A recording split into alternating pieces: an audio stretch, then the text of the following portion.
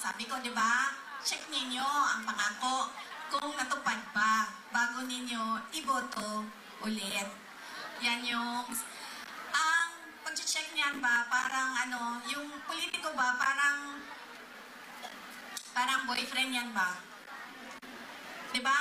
Ang lalaki kapag nanliligaw, isasabihin sa iyo ang lahat. Bibigay sa iyo ang lahat. Sasabihan ka, ano sasabihin, ma'am? Hindi kita iiwan. Ano pa? Mahal na mahal kita. Ano pa? Hindi kita papabayaan. Ikaw lang mag-isa. Ha? Hindi kita papaiyakin.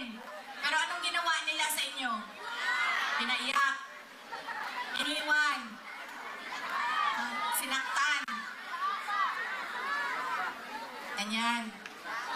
Ganyan ang isipin ninyo, pagpili ninyo ng mga kandidato ngayon. Ang pangako, 20 pesos ang kilo ng bigas. Na hanggang ngayon,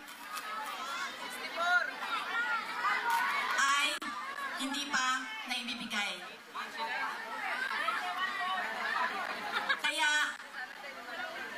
anong pwede ninyong gawin? Huwag ninyo, ma'am, alam mo, tayong dalawa talaga makapulong dyan sa tanggalin mo. Huwag ninyo iboto ang mga kandidato niya. Dahil ang mga kandidato niya ay nagsasabi sa kanya na okay lang na magsinungaling ka. Okay lang na hindi mo tuparin ang pangako mo sa mga tao.